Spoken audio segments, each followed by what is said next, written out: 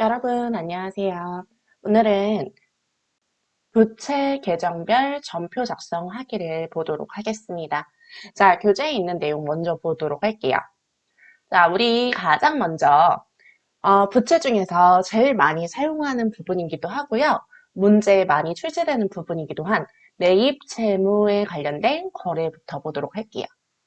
자, 매입 채무라는 것은요. 매입 채무라는 것은 일반적인 상거래에서 발생하는 채무라고 되어 있죠.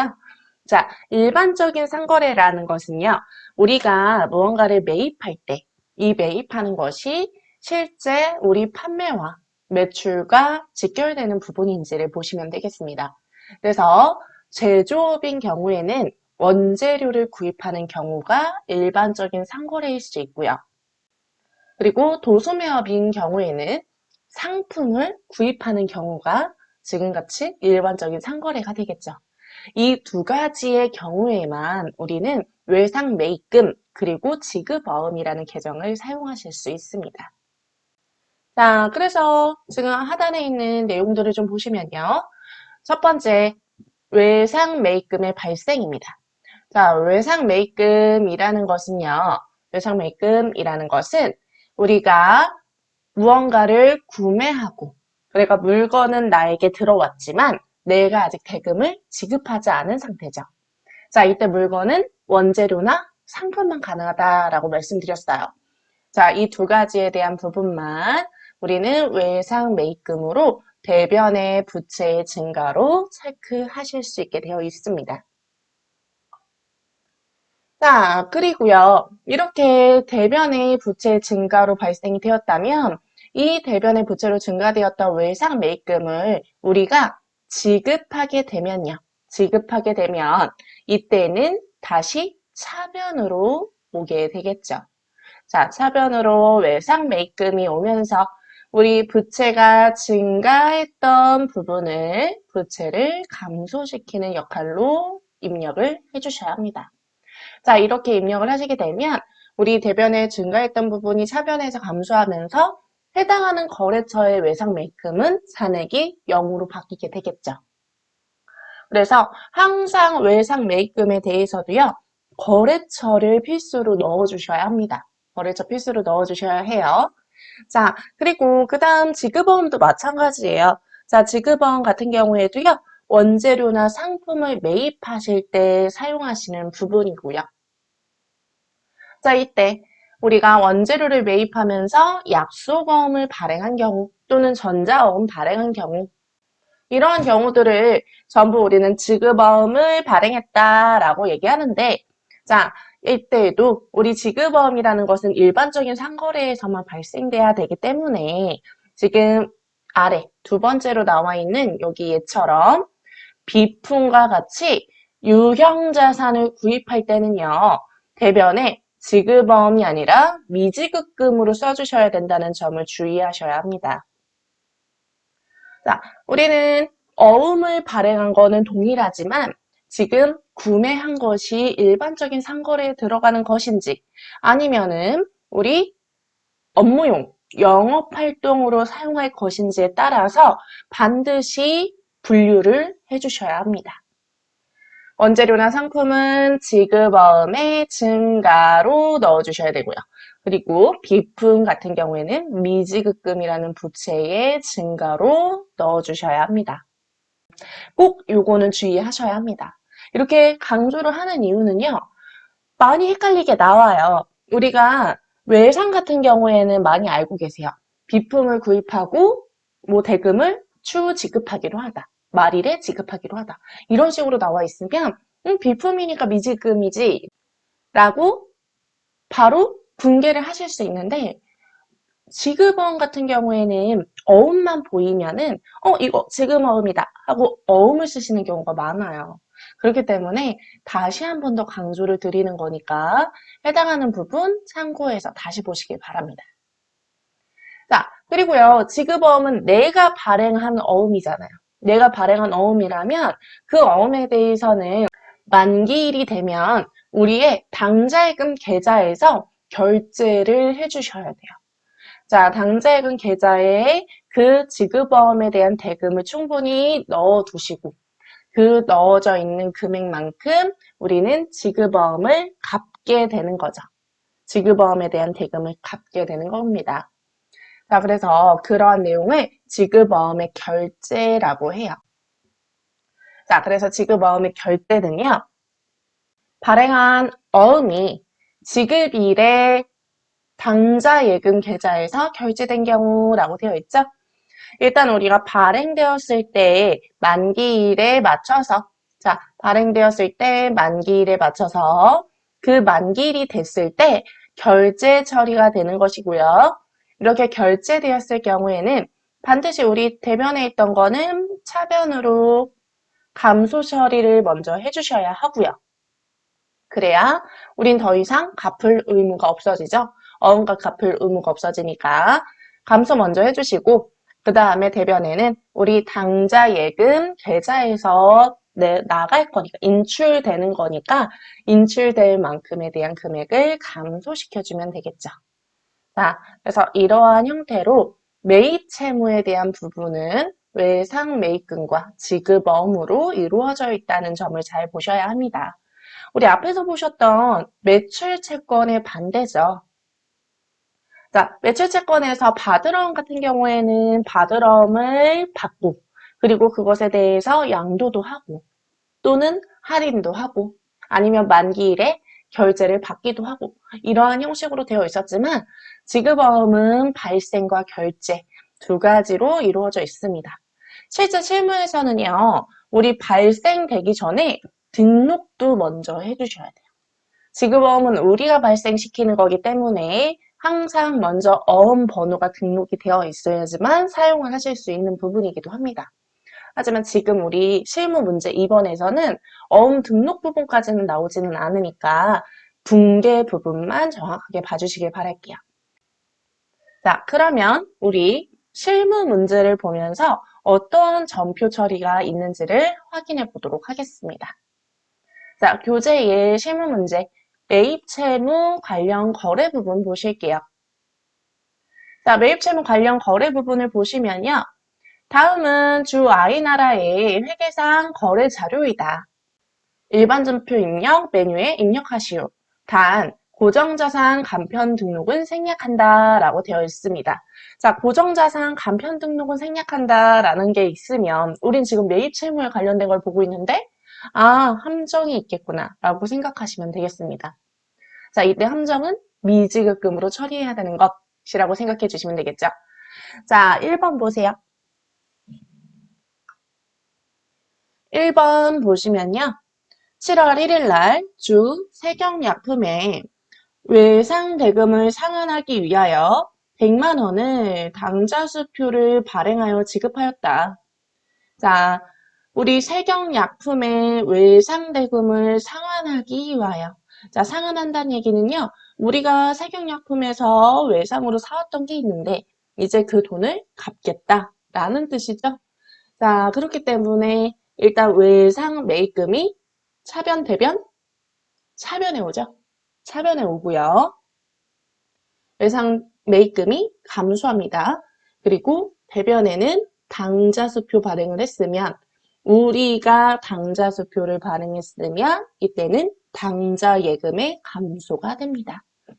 자, 우리가 아니라 타인이 발행한 당좌수표를 지급했으면 그때는 현금이 되겠죠.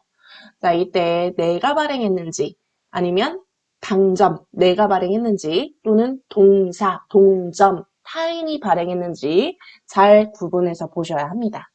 자, 그러면 우리 프로그램 보면서 한번 입력해 보도록 할게요. 자, 프로그램 실행하셔서 일반 전표 입력 보시면요. 일단은 7월로 넣어주시고 7월 1일이죠? 7월 1일에 세경약품으로 우리 차변에는 외상 매입금이라고 했고요. 차변에는 외상 매입금이라고 했습니다. 자, 외상 매입금 어디 거? 세경약품 거. 자, 그래서 금액 100만 원 넣어주시고 대변에는 당좌예금 넣어주시면 되겠죠. 분계는 아주 간단합니다. 분계는 아주 간단하고요.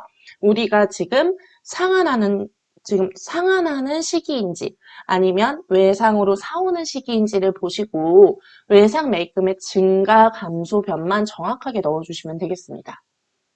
자, 2번 문제 보실게요. 2번 7월 3일에 안산기업의 외상 대금 중 50만 원을 보통예금 계좌에서 이체하여 상환하고 100만 원은 약속어음을 발행하여 지급했다고 합니다.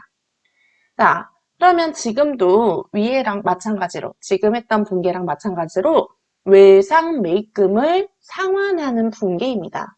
그렇기 때문에 일단 차변에는 외상 매입금이 올 것이라는 것을 예상하셔야 하고요. 자, 이 중에 50만 원만큼에 대해서는 보통예금 계좌에서 상환을 했다고 합니다. 그러면 보통예금이 감소할 테고요. 그리고 나머지 금액에 대해서는 약속어음을 발행해서 지급했다고 합니다. 자, 우리가 발행하는 약속어음, 지급어음이죠? 자, 외상값을 지급어음으로 대체했네요. 그럼 한번 분계를 넣어보도록 할게요. 3일 차변의 외상매입금이고요. 외상매입금 어디 거였죠? 안산기업. 외상매입금 필수로 거래처 넣어주세요.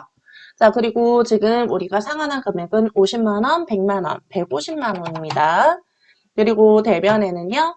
일단 보통 예금으로 지급한 금액, 보통 예금으로 지급한 50만 원 넣어주시고 그리고 나머지 금액은 지급 어음이죠. 자, 지급 어음 넣어주시면 되겠습니다. 자, 지급 어음에도요. 우리가 어느 거래처에게 어음 줬는지 확인해 주셔야 되기 때문에 지급 어음에 대한 거래처도 반드시 넣어주셔야 돼요. 그래서 이렇게 기입을 해주시면 되겠습니다. 자, 다음 3번 문제 보실게요. 3번 7월 20일에 마프 유통으로부터 응접 세트 한 세트를 120만 원으로 구입을 하고 대금은 3개월 만기에 약속 어음으로 지급했다고 합니다. 자, 우리가 마프 유통으로부터 응접 세트를 구입하고 해당하는 부분에 대해서 대금을 3개월 만기에 약속 어음으로 지급하였다고 해요. 그렇다면요, 지금 응접 세트라는 것은 어떠한 경우에 사용하는 것이냐라는 걸 보셔야겠죠. 자, 응접 세트라는 것은 우리가 뭐 손님들이 왔을 때 응대를 하기 위해서 사용하는 의자나 또는 탁상 등을 응접 세트라고 볼 수 있는데 이러한 것들은 우리는 의약품을 판매하는 회사이기 때문에 응접 세트를 사용하는 것은 비품이 되겠죠. 업무용, 업무 활동에 사용하는 것들, 영업 활동에 사용하는 응접 세트는 비품입니다. 자, 그럼 비품으로 우리가 약속 어음을 지급한 경우라면 미지급금이죠. 자, 그럼 7월 20일에 차변에는 비품이라고 말씀을 드렸고요. 비품은 120만 원이고요. 자, 간편 등록을 생략. 그리고 대변에 대한 금액은 미지급금으로 넣어주시면 되겠습니다. 자, 미지급금도 어쨌든 우리가 돈을 지급해야 되는 경우이기 때문에 거래처를 필수로 넣어주셔야 합니다. 자, 다음 4번 마지막 문제. 7월 28일 외상대금 상환을 위해서 발행한 안산기업의 약속어음 100만 원이 만기가 되어서 당재금 계좌에서 결제됨을 거래은행으로부터 통지받았다. 자, 만기일이 됐을 때 당재금 계좌에 그 100만 원만큼이 충분히 있었기 때문에 자동으로 출금 처리가 된 거예요. 자, 그래서 외상값을 갚은 거죠. 자, 이때 우리 안산기업의 약속어음이 만기되었으니까 차변에는 안산기업의 약속어음, 즉 지급어음을 감소시켜 주셔야 하고요. 자, 감소를 시켜주셔야 하고 그리고 대변에는 당좌예금 계좌에서 결제됐으니까 대변에 당좌예금 넣어주시면 되겠죠. 자, 7월 28일 날 차변에는요, 지급어음이 감소되고요. 이때 거래처는 안산기업. 우리 아까 문제 2번에서 안산기업의 약속금 100만 원 발행했었잖아요. 그거 정리해 주시는 거예요. 자, 그리고 대변에는 당좌 예금을 넣어주시면 되겠죠. 이렇게 앞에서 넣었던 지급어음의 거래처를 정리해 줬어요. 이렇게 정리를 하시게 되면요. 우리 전체 메뉴에서 보셨을 때 여기 장부관리의 거래처 원장이라는 부분이 있어요. 자, 이 거래처 원장에서 지금 7월이죠. 7월부터 7월만 해서 지급어음을 조회를 해보시면요. 자, 안산기업이었잖아요. 안산기업 이렇게 안산기업을 조회를 해보시면 자, 차변에 발생했던 반대죠.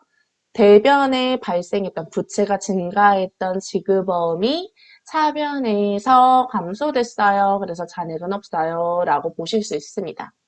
자, 더블 클릭해서 보시면 내용 보실 수 있고요.